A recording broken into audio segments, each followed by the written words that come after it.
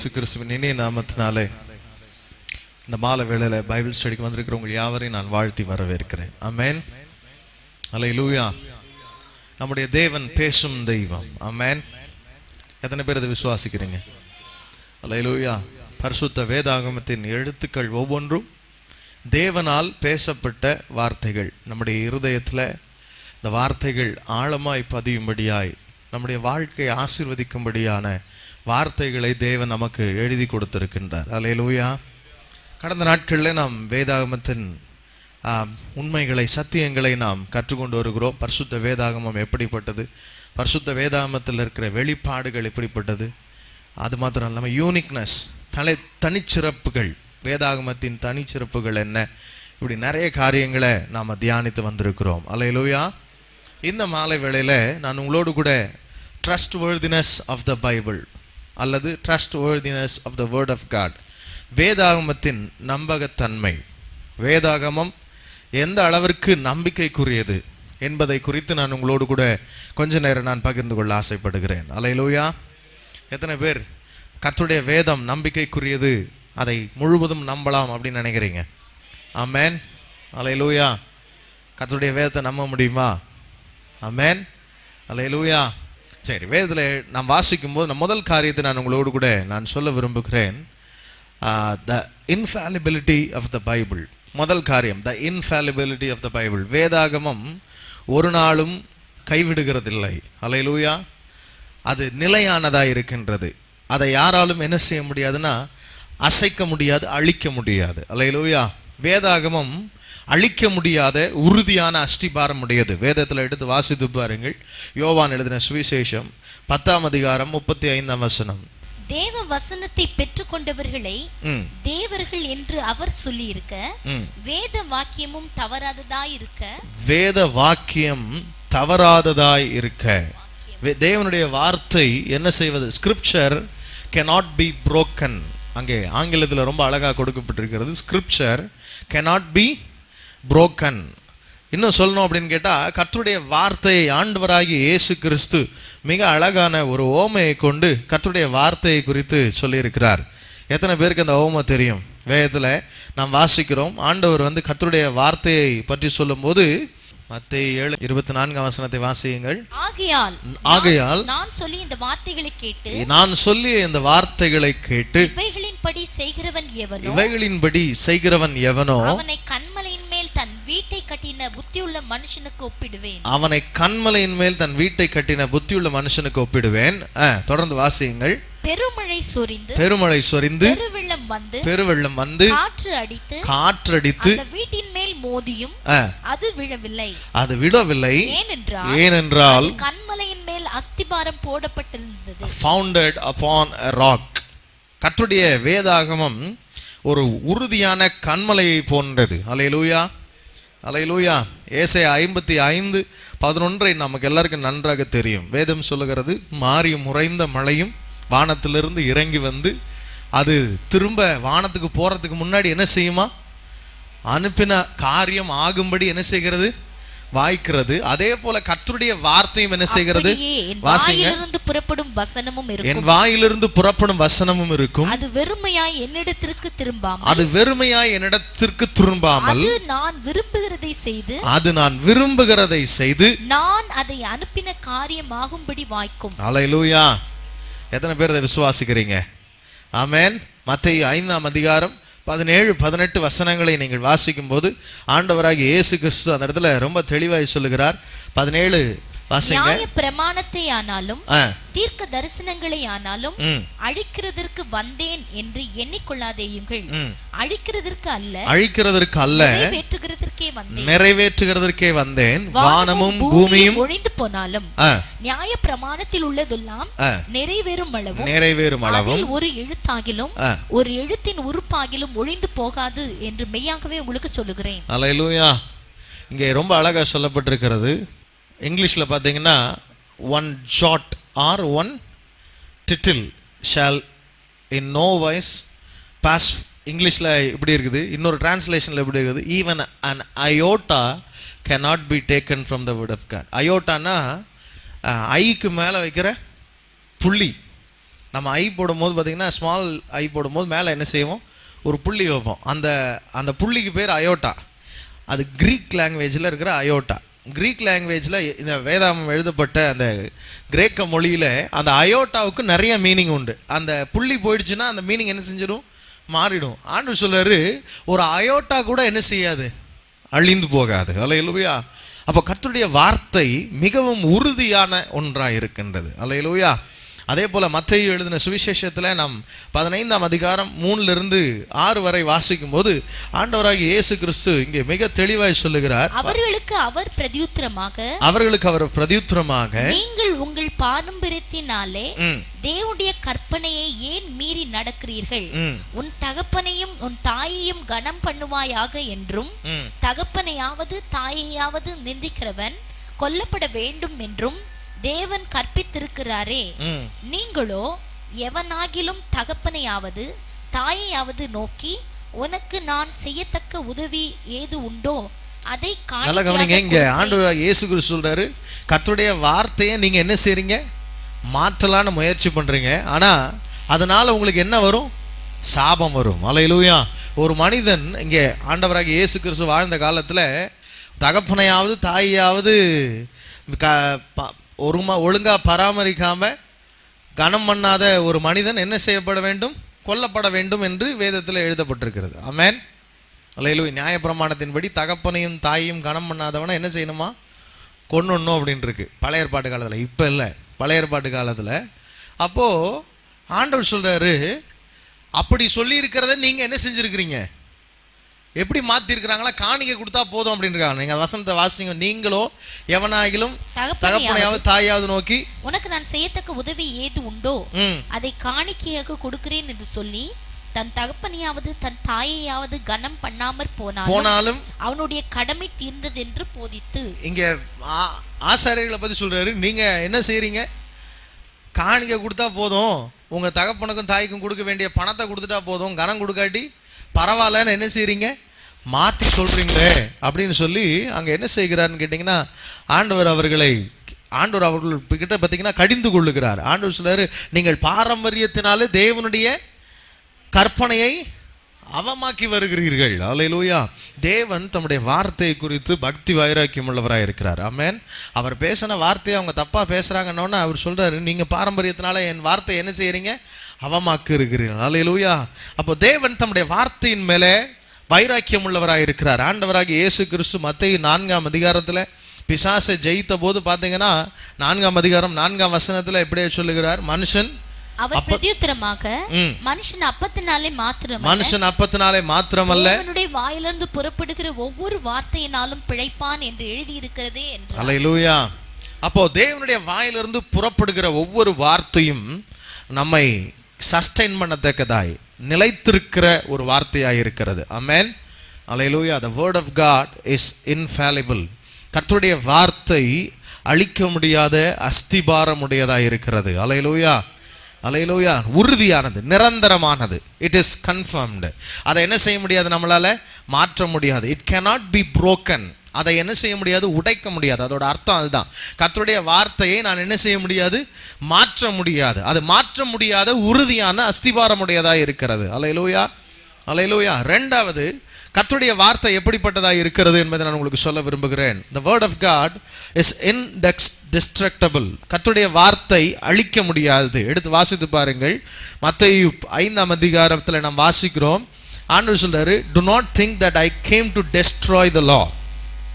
நீங்கள் நான் கர்த்தருடைய வார்த்தையை அழிக்க வந்தேன் என்று என்ன செய்யாதிருங்கள், நினைக்காதிருங்கள். கர்த்தருடைய வார்த்தையை யாராலும் என்ன செய்ய முடியாது, அழிக்க முடியாது. ஏசாயா 40ஆம் அதிகாரம் 8ஆம் வசனத்தை வாசியுங்கள். புல் உலர்ந்து பூ உதிரும், நமது தேவனுடைய வசனமோ என்றென்றைக்கும் நிற்கும் என்பதையே சொல் என்று உரைத்தது. நம்முடைய தேவனுடைய வசனமோ என்றென்றைக்கும் நிற்கும்.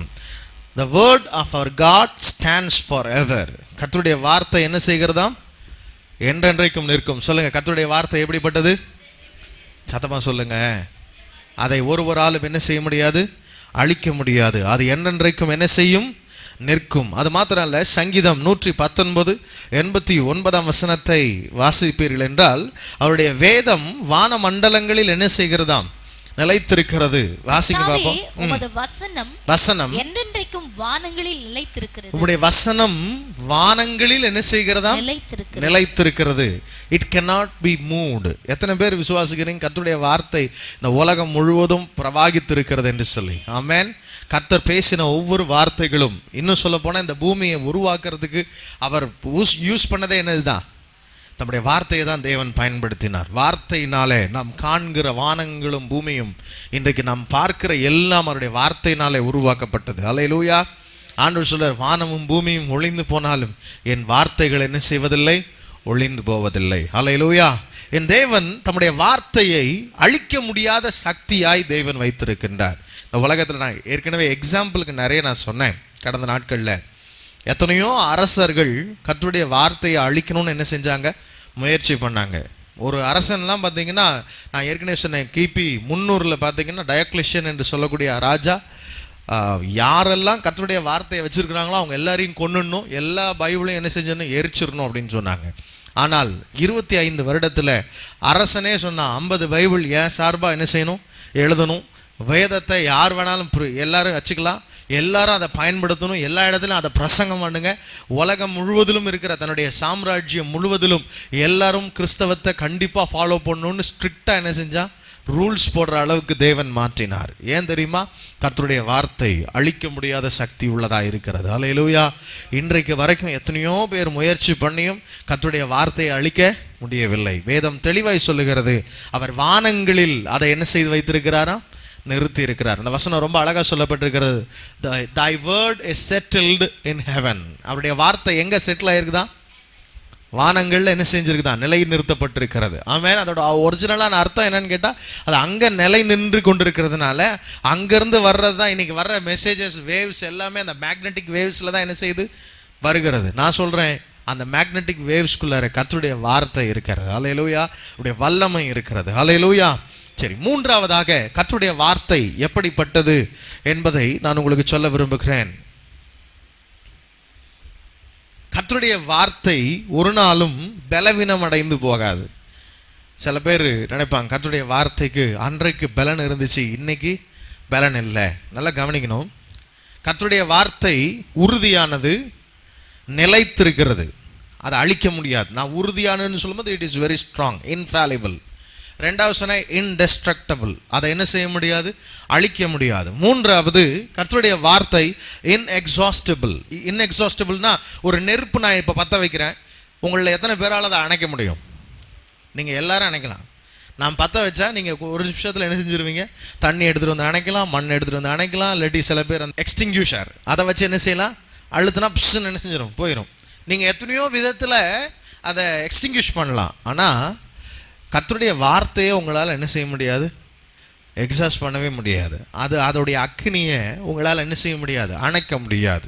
வேதத்தில் சங்கீதக்காரன் சொல்லுகிறான், உங்களுடைய வசனத்தை நான் தியானிக்கும் போது எனக்குள்ள என்ன மூண்டது? அனல் மூண்டது. அக்னி என்ன செய்தது? அவனுக்குள்ள உருவாகிறது. எனக்கு அன்பான தேவனுடைய பிள்ளைகளே, பரிசுத்த வேதாகமம் அழிக்க முடியாத சக்தியாக இருக்கிறது. எபிரேயர் 4ஆம் அதிகாரம் 12ஆம் வசனத்தை நமக்கு எல்லாருக்கும் நன்றாக தெரியும். கர்த்தருடைய வார்த்தை எப்படி இருக்கிறதா? ஆவியாயும் தேவனுடைய வார்த்தை ஜீவனும் வல்லமையும் உள்ளதாயும், இருபுறமும் கருக்குள்ள எந்த பட்டயத்திலும் கருக்கானதாயும், ஆத்துமாவையும் ஆவியையும் கணுக்களையும் ஊனையும் பிரிக்கத்தக்கதாக உருவ குத்துகிறதாயும். போதும். அல்லேலூயா. ஆங்கிலத்தில் ரொம்ப அழகா சொல்லப்பட்டிருக்கிறது, லிவிங் அண்ட் ஆக்டிவ். ஒரு மனுஷன் உயிரோடு இருக்கிறான்னு எதை வச்சு சொல்லுவாங்க? செத்துட்டான்னு எதை வச்சு சொல்லுவாங்க? பிரீத்து. நீங்க வேணா ஐயோ உடம்பு சில்லுன்னு ஆயிடுச்சு அப்படின்வாங்க. என்னது? உடம்பு ஒரு மனுஷனுக்கு சில்லுன்னு ஆயிடுச்சுன்னா அவன் என்ன செஞ்சுட்டான்னு அர்த்தம்? செத்துட்டான்னு அர்த்தம். நம்ம உடம்புல என்ன இருக்குது? ஒரு ஹீட் இருக்குது, டெம்பரேச்சர் இருக்குது. அந்த டெம்பரேச்சர் தான் நம்ம என்னவா இருக்கிறோம்னு அர்த்தம்? உயிரோடு இருக்கிறோம். அந்த டெம்பரேச்சர் அதிகமானாலும் பிரச்சனை, குறைஞ்சாலும் பிரச்சனை. அந்த நார்மல் டெம்பரேச்சர் நம்ம உடம்புல என்ன செய்யணும்? இருக்கணும். அதுதான் பார்த்தீங்கன்னா நம்முடைய வாழ்க்கையின் உயிர். அதுதான் ஆண்டவர் சொல்றாரு, கர்த்தருடைய வார்த்தை எப்படிப்பட்டிருக்குதா? ஆவியாயும் ஜீவனாயும் இருக்கிறது. அதுக்குள்ள ஒரு அக்கினி இருக்கிறது. அல்லேலூயா. அந்த அக்கினி அதை ஜீவனுள்ள ஒன்றாய் வைத்திருக்கிறது.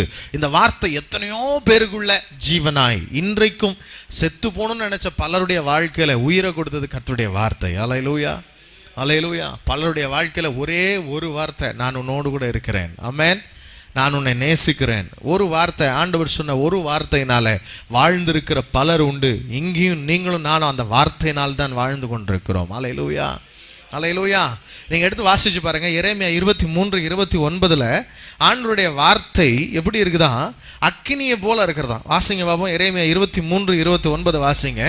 என் வார்த்தை அக்கினியை போலும், என் வார்த்தை அக்கினியை போலும், கன்மலையை நொறுக்கும் சம்மட்டியை போலும் இருக்கிறது. கன்மலையை நொறுக்கும் சம்மட்டியை போலும் இருக்கிறது அல்லவோ? அல்லேலூயா, கர்த்தர் சொல்லுகிறார். அல்லேலூயா. சத்தமா அல்லேலூயா சொல்லுங்க. கர்த்தருடைய வார்த்தை எப்படியா இருக்கிறது? அக்கினியை போல இருக்கிறது. அந்த அக்கினியை யாராலும் என்ன செய்ய முடியாது? அணைத்து போட முடியாது. 2 கொரிந்தியர் 10:4 ரொம்ப அழகா சொல்லப்பட்டிருக்கிறது. நம்முடைய தேவனுடைய வார்த்தை எப்படி இருக்கிறதா? நம்முடைய போராயுதங்கள் மாம்சத்துக்குரியதாயிராமல் அரண்களை நிர்மூலமாக்குகிறது, அரண்களை நிர்மூலமாக்கத்தக்கதாக தேவ பலம் உள்ளவைகளாயிருக்கிறது, தேவ பலம் உள்ளவைகளாயிருக்கிறது. அல்லேலூயா. அந்த பலத்தை யாராலும் குறைக்க முடியாது. சொல்லுங்க, என் தேவனுடைய வார்த்தை பலம் உள்ளது. ஆமென். கர்த்தருடைய சொல்லுங்க, கர்த்தருடைய வார்த்தை பலம் உள்ளது. அந்த பலத்தை யாராலும் என்ன செய்ய முடியாது? குறைக்க முடியாது. ஒருவேளை நம்ம ரொம்ப ஸ்ட்ராங்னு வச்சுக்கிறோமே, எவ்வளோ நேரம் நம்ம ஸ்ட்ராங்காக இருப்போம்? சொல்லுங்க. இங்கேருந்து உங்களால் ஃபுல் பலத்தோட எவ்வளோ நேரம் போக முடியும்? எத்தனை கிலோமீட்டர் ஓட முடியும்பா உங்களால்? அதிகபட்சம் இங்கே பலசாலிகள் நம்ம வாலிப பசங்க சொன்னால் எத்தனை கிலோமீட்டர் ஓடுவீங்க? ரன்னிங் ஓடணும். நம்ம பசங்களாம் 1/2 கிலோமீட்டர் ஓடுறதுக்குலாம் அப்படின்வாங்க. ஒரிஜினலாக ஒரு மரத்தான் ரன் ரேஸ் போகிறவன் ஒரு 30 கிலோமீட்டர் அவனால் என்ன செய்ய முடியும்? ஓட முடியும். அதே மாரத்தான் ரேஸ் ஓடுறவனை போப்பா ஒரு 100 கிலோமீட்டர் ஓடு ரன்னிங்கில் அப்படின்னா போகிற வழியிலே செத்து போயிடுவான். ஏன்னா ஒரு குறிப்பிட்ட லெவலில் நம்ம உடம்புல இருக்கிற பலன் என்ன செய்யணும்? எக்ஸாஸ்ட் ஆகிடும். இளைஞர் இளைப்படைந்து சோர்ந்து போவார்கள். கர்த்தருக்கு காத்திருக்கிறவர்களோ புது பலன் அடைந்து. நான் சொல்றேன், கர்த்தருக்கு காத்திருக்கிறவர்களுக்கு தேவன் என்ன செய்கிறாரா? எதுல இருந்து கொடுக்கிறார்? அவருடைய வார்த்தையிலிருந்து பலன் வருகிறது. அல்லேலூயா. அப்போ அந்த இன்னும் சொல்ல போனா எந்த மனிதனாலும் குறைக்க முடியாத, அழிக்க முடியாத, ட்ரெயின் பண்ண முடியாத பவர் யாருக்கிட்ட இருக்குது? தேவனுடைய வார்த்தையில் இருக்குது. அல்லேலூயா, அல்லேலூயா. உங்கள் வீட்டில் இருக்கிற தொட்டியை நீங்கள் காலி பண்ணிடலாம். கர்த்தருடைய வார்த்தையில் இருக்கிற வல்லமை உங்களால் என்ன செய்ய முடியாது? இப்போது ஒரு தொட்டி ஃபுல்லாக தண்ணி வச்சுருக்கோன்னு வச்சுங்களேன், அதை மோட்டரை போட்டு பம்பை போட்டு இறச்சிடலாம். கடல் ஃபுல்லாக இருக்கிற தண்ணியை நம்மளால் இறக்க முடியுமா? இறக்க முடியாது. இந்த உலகத்தில் இருக்கிற எல்லாரும் சேர்ந்து மோட்டர் போட்டு இழுத்தாலும் என்ன செய்ய முடியாது? கடலில் இருக்கிற தண்ணியை எல்லாத்தையும் இழுத்து விட்டு பாருங்களேன், அது பூமி முழுசா வேணா என்ன செய்யும்? நிறைஞ்சு நிற்குமோ ஒழியா அதை நம்மளால் என்ன செய்ய முடியாது? காலி பண்ணவே முடியாது. தேவன் உருவாக்கின உலகத்தில் இருக்கிற தண்ணியவே நம்மளால் குறைக்க முடியாது. கர்த்தருடைய வார்த்தையில் இருக்கிற வல்லமை நம்மளால் ஒன்றுமே செய்ய முடியாது. அவ்வளோ பெரிய வல்லமை அதில் இருக்கிறது. அல்லேலூயா. அதை குறையாத, வற்றாத, அழிந்து போகாத ஒரு தேவனுடைய வல்லமை. அல்லேலூயா. எபேசியர் 6:17 நான் வாசிக்கும் போது ஆவியின் பட்டயம், தேவனுடைய வார்த்தையாகிய ஆவியின் பட்டயம், அதுல என்ன இருக்குதுன்னு கேட்டீங்கன்னா பவர் இருக்குது. அல்லேலூயா. அந்த பவர் நம்முடைய வாழ்க்கையில கிரியை செய்கிறதா இருக்கிறது. 1 தெசலோனிக்கேயர் 2:13 வாசிச்சு பாருங்க. 1 தெசலோனிக்கேயர் 2:13 ஆகையால் நீங்கள் தேவ வசனத்தை எங்களாலே கேள்விப்பட்டு ஏற்றுக்கொண்ட போது அதை மனுஷர் வசனமாக ஏற்றுக்கொள்ளாமல் தேவ வசனமாகவே ஏற்றுக்கொண்டதினாலே நாங்கள் இடைவிடாமல் போதும். அல்லேலூயா. அன்றைக்கு தெசலோனிக்கேயர்ல இருக்கிற ஜனங்கள் கர்த்தருடைய வார்த்தையை எப்படி ஏற்றுக்கொண்டார்களாம்? தேவ வசனமாகவே ஏற்றுக்கொண்டார்களாம். அல்லேலூயா, அல்லேலூயா. 1 பேதுரு 1:23 நாம் வாசிக்கும் போது அந்த வார்த்தை குறித்து ரொம்ப அழகான தெளிவான வசனங்கள் அங்கே கொடுக்கப்பட்டிருக்கிறது. எடுத்து வாசிச்சு பாருங்க. 1 பேதுரு 1:23 அழிவுள்ள வித்தினாலே அல்ல, அழிவுள்ள வித்தினாலே அல்ல, என்றென்றைக்கும் நிற்கிறதும், என்றென்றைக்கும் நிற்கிறதும். அண்டர்லைன் பண்ணி வைங்க, அண்டர்லைன் பண்ணி வைங்க அந்த வசனத்தை. என்றென்றைக்கும் நிற்கிறதும் ஜீவன் உள்ளதுமான தேவ வசனமாகிய அழிவில்லாத வித்தினாலே. சொல்லுங்க, தேவ வசனமாகிய அழிவில்லாத வித்தினாலே மறுபடியும் ஜெனிப்பிக்கப்பட்டிருக்கிறீர்கள். ஒரு அல்லேலூயா சொல்லுங்க பாபா. மறுபடியும் ஜெனிப்பிக்கப்பட்டிருக்கிறீர்களே. அல்லேலூயா, அல்லேலூயா. Not of corruptible seed but incorruptible, through the word of God which lives and abides forever. உங்களுக்குள்ளே வாசம் பண்ணுகிற அழிவில்லாத வித்தினாலே. நாம எப்படி பிறந்திருக்கிறோமா? அழிவில்லாத வார்த்தையினாலே பிறந்திருக்கிறோம். சொல்லுங்க, நாம எப்படி பிறந்திருக்கிறோம் இந்த பூமியில? கிறிஸ்தவன் ஒருவன் இயேசுவை ஏற்றுக்கொள்ளும் போது அவன் எதுல பிறக்கிறான்? நமக்கு இதுவரைக்கும் எதுல பிறந்ததா நமக்கு தெரியும். ஜலத்திலிருந்து பிறந்தோம், ஆவியிலிருந்து பிறந்தோன்னு தெரியும். ஆவினாலும் ஜலத்தினாலும் பிறவாவிட்டால். ஆனா இங்கே வேதம் சொல்லுகிறது, ஆவினாலும் ஜலத்தினாலும் ஒரு மனிதன் பிறக்கும் போது அவன் எதனால் பிறக்கின்றானா? தேவ வசனமாகிய அழிவில்லாத வித்தினாலே என்ன செய்யப்படுகிறான்? வேதத்துல பவுல் ஒரு மனிதனுடைய ரட்சிப்புக்கு ப்ராசஸ் சொல்றார். அறிவிக்கிறவன் இல்லாவிட்டால் எப்படி கேள்விப்படுவான்? கேள்விப்படாதவன் எப்படி விசுவாசிப்பான்? அதை சொல்லும் போது பார்த்தீங்கன்னா முதல் என்ன வருது அப்படின்னு கேட்டிங்கன்னா, he must hear the word of God. அவன் என்ன செய்யணும்? கேட்க வேண்டும். அப்போ எதை கேட்க வேண்டும்? வார்த்தையை கேட்கிறதுனாலே ஒரு மனிதன் பிறக்கிறான், மறுபடியும் பிறக்கிறான். அப்போ எது பிறக்க வைக்கிறது அப்படின்னு கேட்டிங்கன்னா, கர்த்தருடைய வார்த்தை. ஹல்லேலூயா. அந்த வார்த்தையை குறித்து வேதம் தெளிவாக சொல்லுகிறது, இன்கரப்டபிள், அழிவில்லாத வித்து. ஹல்லேலூயா. அப்படிப்பட்ட வார்த்தையை தேவன் நமக்கு கொடுத்திருக்கிறார். எத்தனை பேர் சந்தோஷமா இருக்கிறீங்க இந்த வார்த்தைக்காக? ஆமென். கர்த்தருடைய வார்த்தையாகிய அழிவில்லாத அந்த வித்துக்காக கர்த்தரை மகிமைப்படுத்துவோமா? ஹல்லேலூயா, ஹல்லேலூயா. சரி, அடுத்ததாக நான்காவதாக நான் முதல்ல சொன்னேன் இன்ஃபாலிபிள், ரெண்டாவது இன்டெஸ்ட்ரக்டபிள், மூன்றாவது நான் சொன்னேன் இன்எக்ஸாஸ்டிபிள், அதை அழிக்க முடியாது. நான்காவதாக இன்டிஃபீசபிள், டிஃபீஸ், ஃபீஸபிலிட்டி அப்படின்னு சொல்ற ஒரு வார்த்தை நாம் அதிகமாக கேள்விப்பட்டிருப்போம். இன்டிஃபீசபிலிட்டி அப்படின்றது என்ன அப்படின்றத நான் உங்களுக்கு சொல்றேன். It always accomplish it's purpose. அதனுடைய நோக்கத்தை எப்பொழுதும் அது நிறைவேற்றி விடுகிறது. ஆமென், அல்லேலூயா. இப்போ சாதாரணமாக பார்த்தீங்கன்னா ஒரு நபரை ஒரு வேலைக்காக அனுப்புகிறோம் அப்படின்னா அந்த நபர் கண்டிப்பாக அதை செஞ்சு முடிப்பார் அப்படின்றதுக்கெலாம் நமக்கு எந்த உலகத்துலையுமே என்ன கிடையாது? நம்பிக்கை. நீங்கள் பெரிய பெரிய சயின்டிஸ்ட்டை கூட பாருங்கள், அவங்க சொல்லுவாங்க கண்டிப்பாக செஞ்சுருவோம்லாம் அவங்க என்ன செய்ய மாட்டாங்க. முயற்சி பண்ணிக்கிட்டு இருக்கிறோம், அது சக்ஸஸ் ஆகுமா ஆகாதான்னு எங்களுக்கு தெரியாது. ஒரு மனுஷன் ஒன்று சக்ஸஸ் ஆகுமா ஆகாதான்னு எப்போ தான் கண்டுபிடிப்பான் அப்படின்னா, ஒன்று கண்டுபிடிச்சி அதை சக்ஸஸ் ஆனாதான் அவனுக்கே தெரியும் அது என்ன ஆயிடுச்சுன்னு. உங்களுக்கு புரியுதா உங்களுக்கு? ஆனால் கர்த்தருடைய வார்த்தை அப்படி இல்லை.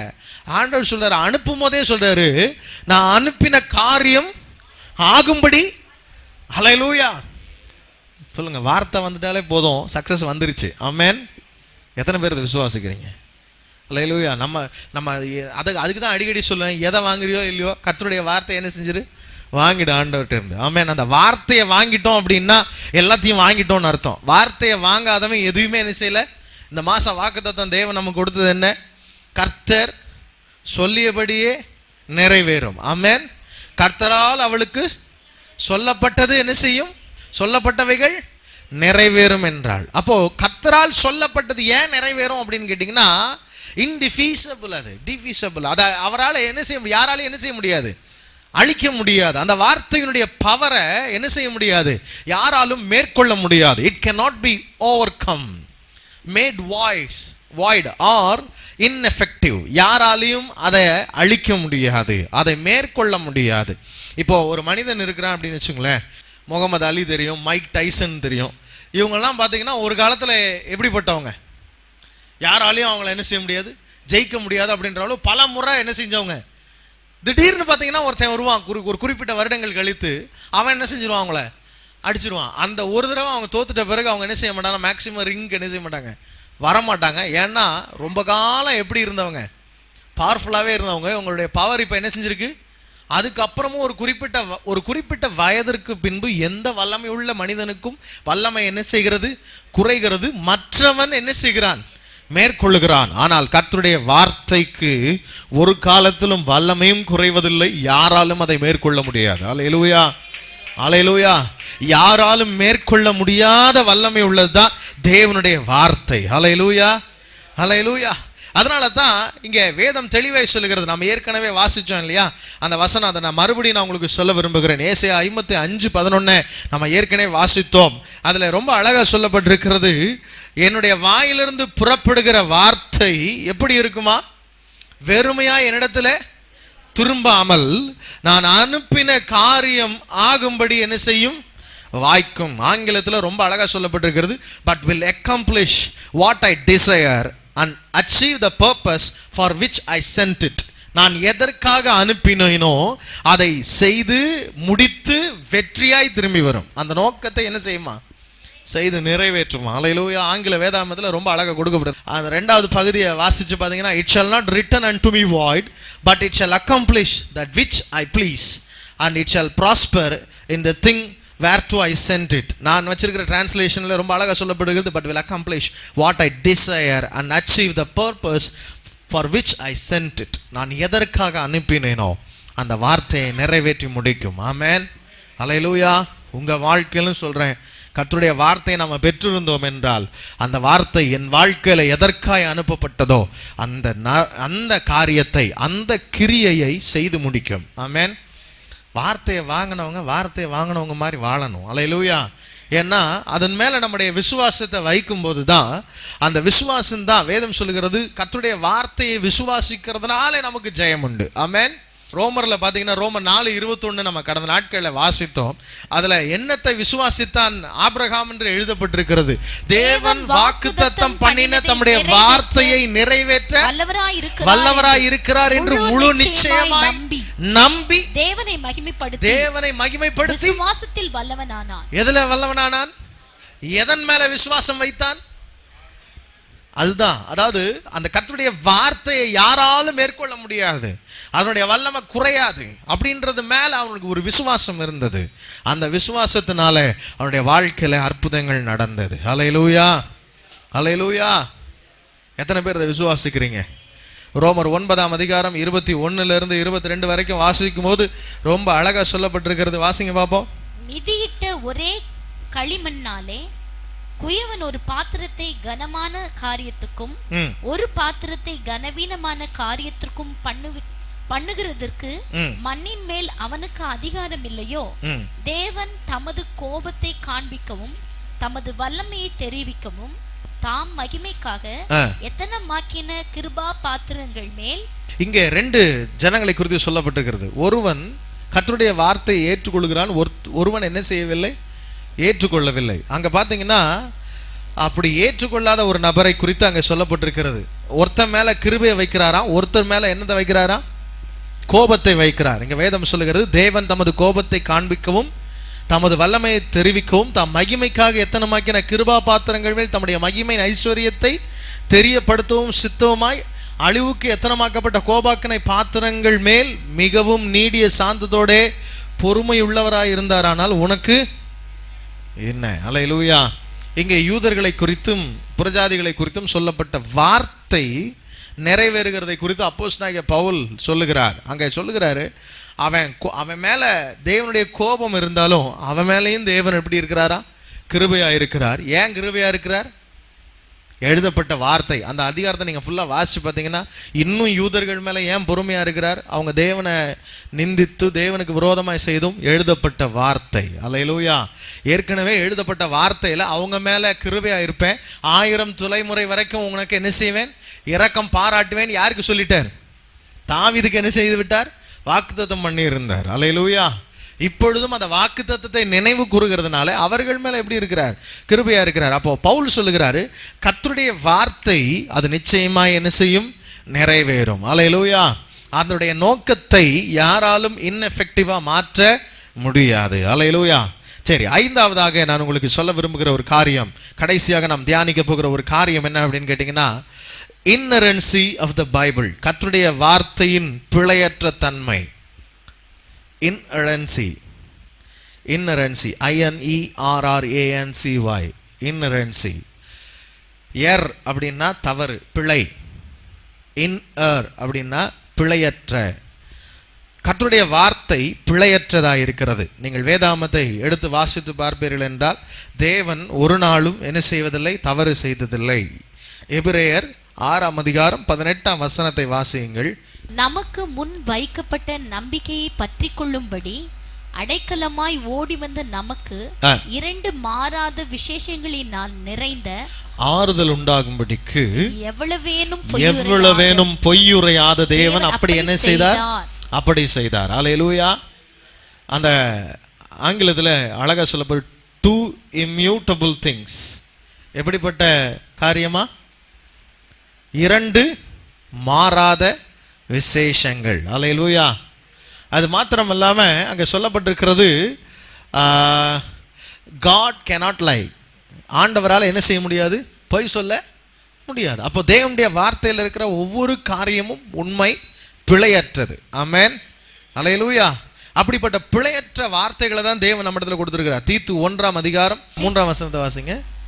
பொய்யுரையாத தேவன் ஆதி காலம் முதல் நித்திய ஜீவனை குறித்து வாக்குத்தத்தம் பண்ணி அதை குறித்த நம்பிக்கையை பற்றி தேவ பக்திக்கு ஏதுவான. போதும், நல்லா கவனிங்க. ரொம்ப அழகா சொல்லப்பட்டிருக்கிறது. ஆதி காலம் முதல் தேவன். ஆங்கிலத்தில் 2வது வசனம், தமிழ்ல 3வது வசனம். அங்க வேதம் சொல்லுகிறது, பொய்யுரையாத தேவன் ஆதி காலம் முதல் நித்திய ஜீவனை குறித்து வாக்குத்தத்தம் பண்ணி. வாக்குத்தத்தம் என்பது தேவனுடைய வார்த்தைகள். அல்லேலூயா. அப்ப ஆதி காலம் முதல் தேவன் பேசின ஒவ்வொரு வார்த்தையும் உண்மையானவை. ஆமென் சொல்லுங்க பாப்போம். அல்லேலூயா. அதுல ஒன்றும் என்ன கிடையாது, பொய் கிடையாது. அப்படி கர்த்தருடைய வார்த்தை முழுவதும் பொய் இல்லாத சுத்தமான வெள்ளிக்கு ஒப்பாய் இருக்கிறது. வேதம் சொல்லுகிறது, 7 முறை புடமிடப்பட்ட சுத்த சொற்களா. அல்லேலூயா. 7 முறை வெள்ளிய குகையில புடமிட்டா அது கிட்டத்தட்ட எப்படி சொல்றாங்கன்னா, வெரி கோல்டை விட ரொம்ப காஸ்ட்லி ஆயிடுமா. ஏன்னா அந்த அளவுக்கு பியூரா அது என்ன செஞ்சிடும், மாறிடும். அல்லேலூயா. அப்போ ஆண்டவர் சொல்ல சுத்தமான சொற்கள், அவருடைய வார்த்தை ஒவ்வொன்றும் சுத்தமானவைகளாக இருக்கிறது. அது மாத்திரமல்ல, கர்த்தருடைய வார்த்தை குறித்து நம்ம நிறைய காரியங்களை நாம் அறிந்திருக்கிறோம். வேதம் முழுவதிலும் நீங்க பார்த்தீங்கன்னா தேவன் சொன்ன ஒவ்வொரு வார்த்தையும் அப்படியே என்ன செய்திருக்கிறது, நிறைவேறி இருக்கிறது. அல்லேலூயா. வேதத்தில் ஆண்டவர் சொல்லியிருக்கிறார், ஒருத்தன் கள்ள தீர்க்கதரிசி அப்படின்னா அவன் சொன்னது என்ன செய்யாது, நிறைவேறாது. அப்போ தேவனுடைய தீர்க்கதரிசிகள் சொன்னதெல்லாம் அப்படியே என்ன செய்திருக்கிறது, நிறைவேறி இருக்கிறது. அல்லேலூயா. யோசுவாவின் சாபம் நமக்கு தெரியும். ஆண்டவர் யோசுவா மூலமா சொன்ன ஒரு வார்த்தை, இந்த எரிகோவை கட்டுகிறவன் என்ன செய்வான், அது அஸ்திவாரம் போடும் போது தன்னுடைய முதல் பிள்ளையை பலி கொடுப்பான், செத்து போயிடுவான். அது கட்டி முடிக்கும் போது அவனுடைய 2வது பிள்ளை என்ன செஞ்சிடும், செத்து போயிடும். நடந்துச்சா? பைபிள்லேயே நடந்து முடிஞ்சது அது. அல்லேலூயா. அது கிட்டத்தட்ட 500 வருஷம் கழிச்சு ஒருத்தன் எரிகோவுக்கு அஸ்திவாரம் போட்டான். அஸ்திவாரம் போட்டானே அவன் பையன் என்ன செஞ்சுட்டானா, செத்துட்டான். அப்போ தேவன் சொன்ன வார்த்தைகள் ஒவ்வொன்றும் அப்படியே நிறைவேறி இருக்கிறது. இயேசு எங்கே பிறப்பார், எந்த நாளில் பிறப்பார், எந்த ஊர்ல பிறப்பார், எந்த இடத்துல பிறப்பார், இயேசு எந்த கழுத மேல பவனி வருவார், எந்த ஊர்ல வாழ்வார், அத்தனையும் வேதாகமத்துல முன்பாகவே எழுதப்பட்டிருந்தது. அல்லேலூயா. இயேசு பிறக்கிறதற்கு 600 ஆண்டுகளுக்கு முன்பு இருந்தே, கிட்டத்தட்ட இயேசு பிறப்பறதுக்கு 1000 வருஷத்துக்கு முன்பு இருந்தே இந்த வார்த்தைகள் எல்லாம் தீர்க்க தரிசனமாய் எழுதப்பட்டது. அல்லேலூயா. ஆண்டவர் வேதத்துல முதல்ல பாவம் செய்த அன்னைக்கே ஆண்டவர் சொல்றாரு, உன் வித்துக்கும் அவள் வித்துக்கும் நான் பகையை உண்டாக்குவேன். அல்லேலூயா. நல்லா கவனிக்கணும். அங்க ஆண்டவர் மாத்திரம் அவன் வித்துக்கும்னு சொல்லியிருந்தாருன்னா என்ன வந்திருக்கும், பிரச்சனை வந்திருக்கும். ஆண்டவர் சொல்ல, உன் வித்துக்கும் அவள் வித்துக்கும் என்ன செய்வேன், பகையை உண்டாக்குவேன். அதனால தான் இந்த பூமியில ஆண்டவர் கன்னி மரியாளின் வயிற்றில் பிறந்தார். அல்லேலூயா. அவளுடைய வித்து அவனுடைய வித்து அல்ல. அல்லேலூயா. தேவனுடைய தேவகுமாரனாய் இந்த உலகத்தில் இறங்கி வந்து மனிதனுடைய பாவங்களுக்காக மரித்து உயிரோடு எழுந்து விலையேற பெற்ற தம்முடைய வார்த்தையை தம்முடைய பரிசுத்தவான்கள் மூலமாய் நம்முடைய கரத்தில் கொடுத்திருக்கிறார். அல்லேலூயா. இந்த வார்த்தையை எத்தனை பேர் நேசிக்கிறீங்க? அல்லேலூயா. கரங்களில் உங்க வேதத்தை எடுத்து வச்சு சொல்லுங்க, ஆண்டவரே இந்த வார்த்தைக்காக நன்றி, ஆண்டவரே உடைய வசனத்துக்காக நன்றி. விலையேற பெற்ற அழியாமை உள்ள ஒருவராலும் அழிக்க முடியாத பிழை இல்லாத வார்த்தைகளுக்காக உமக்கு நன்றி சொல்லுகிறோம் ஆண்டவரே. இந்த வார்த்தைகள் எங்கள் வாழ்க்கையில எப்பொழுதும் ஜீவனுள்ளதாய் நிறைவுள்ளதாய் எங்கள் வாழ்க்கையை ஆசீர்வதிக்கிறதா இருக்கிறதுக்காக நன்றி சொல்லுகிறோம் ஆண்டவரே. இந்த வார்த்தையினாலே நாங்கள் பிழைக்கிறோம், இந்த வார்த்தையினால் நாங்கள் அசைகிறோம். தைரியமா சொல்லுங்க, கர்த்தருடைய வாயிலிருந்து புறப்படுகிற ஒவ்வொரு வார்த்தையினாலும் நான் பிழைக்கிறேன். என் வாழ்க்கையில் அது அனுப்பின காரியம் ஆகும்படி வாய்க்கும். என் வாழ்க்கையை அது மாற்றுகிற வார்த்தை ஆண்டவரே. இந்த வார்த்தை என் வாழ்க்கையை மாற்ற போகிறதுக்காக நன்றி. இந்த வார்த்தை என் வாழ்க்கையை ஆசீர்வதிக்க போகிறதுக்காக நன்றி. இந்த உலகம் முழுவதையும் ஆதாயப்படுத்தினாலும் எங்களால பெற முடியாத ஒரு விலையேற பெற்ற சொத்தை எங்க கையில இலவசமா கொடுத்திருக்கிறீங்களே, உமக்கு நன்றி சொல்லுகிறோம் ஆண்டவரே.